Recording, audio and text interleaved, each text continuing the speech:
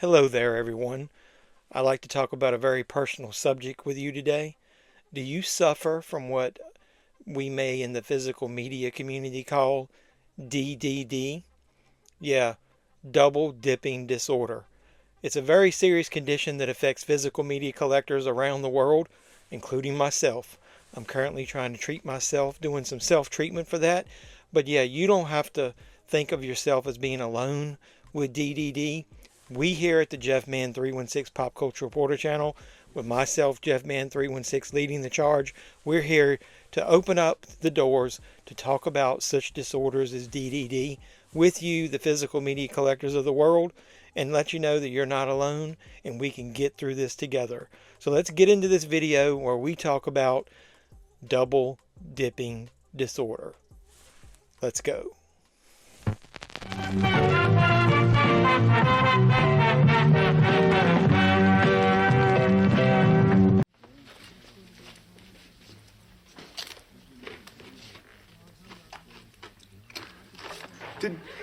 Did you just double dipped?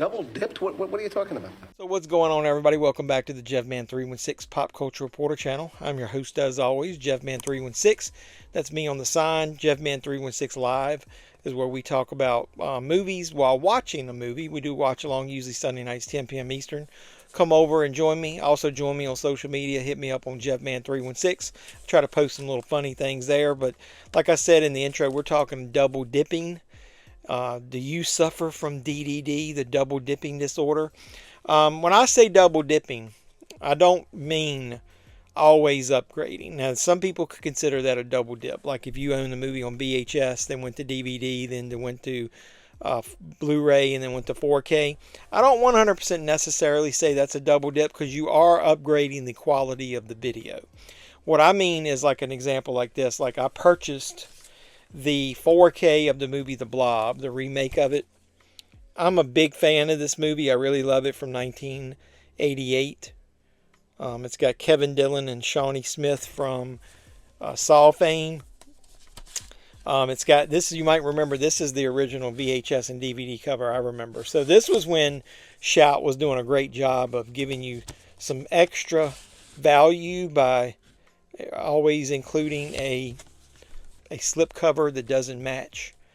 As we say, the carpet doesn't always match the drapes, match the cover inside. But along came this 4K Steelbook of The Blob. At the time, I think it was a Best Buy exclusive. They fucked people over by re-releasing these things, so I don't know exactly if this one has been re-released. But this was the 4K, and it was because it was a shiny, cool foil Steelbook. I ended up double dipping, so that's a true double dip. Now, I probably should just go ahead and sell this.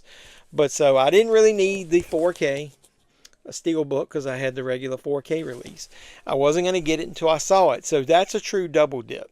Another example would be, Walmart keeps releasing these slipcovers, and I know a lot of slipcover collectors will go in and maybe get, like this past time they had Total Recall, or they had those, with those retro covers, and you probably already own it, but it's got a cool retro cover. So maybe I'll buy it again. I know some people in one of the Reddit groups I was in, they were buying them with the slipcovers, keeping the slipcover, taking the movie back. I know somebody must have done that in the store I was in, or either they stole the slipcover because there were some slipcover releases without the slipcover on the shelf. So then also, they'll release like every holiday a new, like the Valentine's slipcover. So that's true double dipping to me. Or they'll release a Steelbook and then another Steelbook, like a reprint of it, or just a different one. They try to take advantage of collectors. There's not as many people collecting physical media now other than collectors. It's not like your general public is not buying a lot of Blu-rays and 4Ks. A lot of them are still buying DVDs, or they're just streaming. And so I think they're trying to take advantage. But it isn't anything new.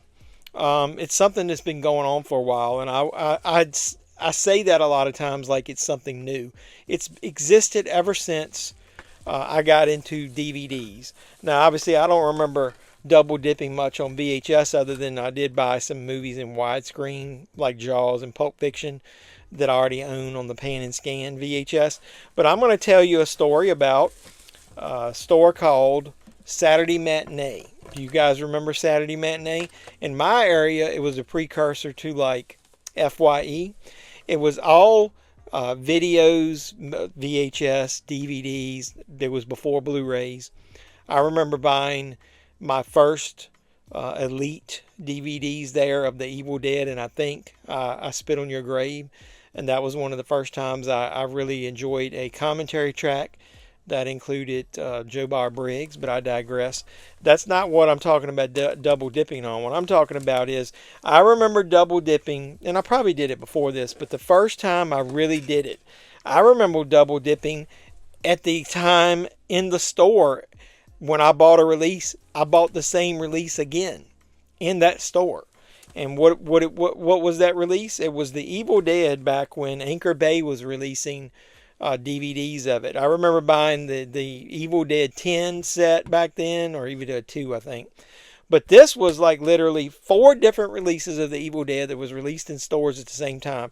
I remember right there on the Saturday matinee shelf, all 4 of them were there, and it was like you had to decide which one you wanted. And I remember buying 2 and then turning around and saying, screw it. This store is a little bit far away for me. I don't travel up here very often. I'm going to just damn go ahead and buy all 4 of them. And I did, and I still have them. So here's the releases that I'm talking about. They're in these cool cases, jewel case type cases like the Platinum Corporation disc that I've talked about. So here was what it was. It was a Evil Dead disc that had alternate disc art. So you got there with the severed head, and if you open it up, the cover behind there matches that. And so I'll put the disc back in for this one. So I remember buying that one, and I couldn't decide which one I wanted. And so here's the back cover, so you can see. This was from Anchor Bay down there at the bottom. So that was one. Then you had the second one that had a picture of Ash and his girlfriend, which was this one.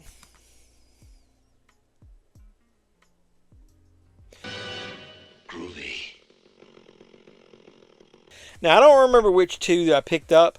I think it was that first one with the severed head, and I think it was this next one of the ones I picked up first. And then I went ahead and went back in and bought it. Well, just so you can see, that second release has the same exact back cover on it.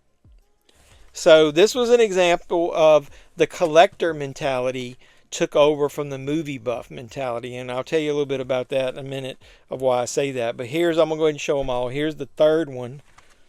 And there's no use me taking these out of the case because the back looks the same. The backdrop, I mean. And so here's the last one. Now this one has got some classic artwork you've probably seen on a bunch of different releases. So, the other thing that was different, the spine was a different color. Like the Evil Dead logo is different. And it's different on this spine as well. So, but 4 different releases of the Evil Dead. 4 different DVDs from Anchor Bay that I bought literally in the store at the same time. So, double dip times 4 in the store at the same time. So why do I say the collector mentality took over? Well, if you're a movie buff and you only care about the movie, you probably will only buy 1 copy, right? Or at least 1 copy on each format. I love Evil Dead, so obviously I bought it on Blu-ray, and I've obviously upgraded it to 4K. So that's the movie buff mentality. Now the collector mentality is, I've got to have every one of these copies. Oh my God, FOMO took over. Fear of missing out. I bought the 2. What happens when I come back if they don't have the other 2? Or should I only buy 2? There's 4 different ones. Is one of them going to be worth more than the other?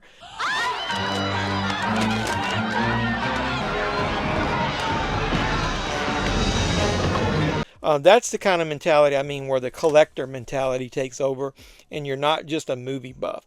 Now, I will say that I've been a victim of that, like I said, ever since these came out. So over the years, I've started to look at my collection. I'm like, a lot of this stuff is where I've got duplicates. And so I have sold a few things. I wouldn't say I'm exactly a hoarder because I've been willing to sell things over the years. But with that being said, I do realize it's a problem. And so I jokingly said it was a disorder.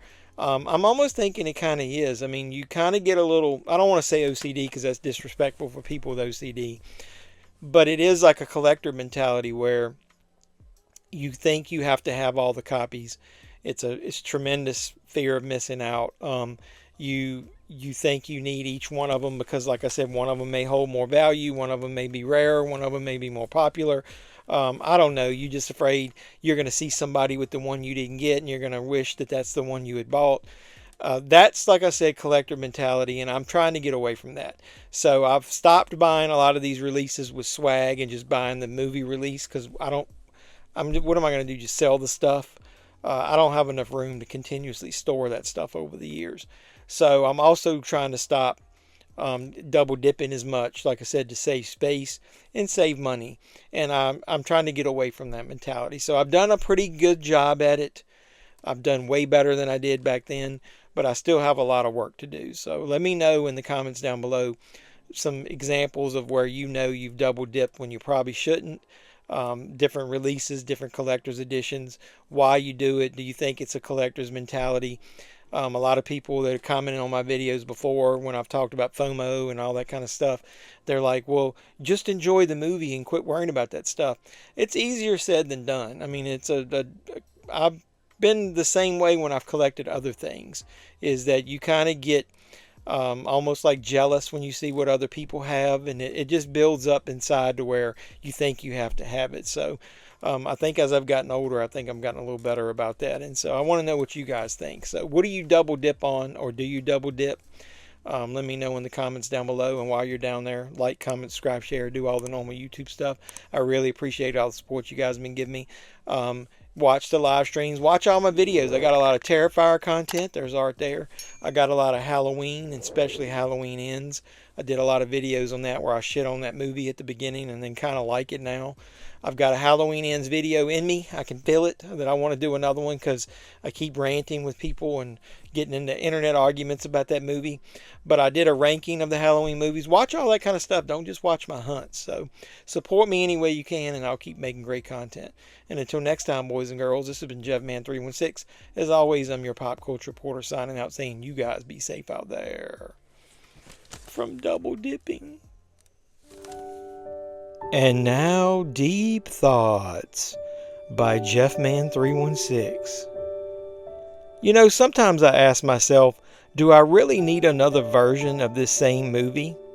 And then I remember, the answer is always yes.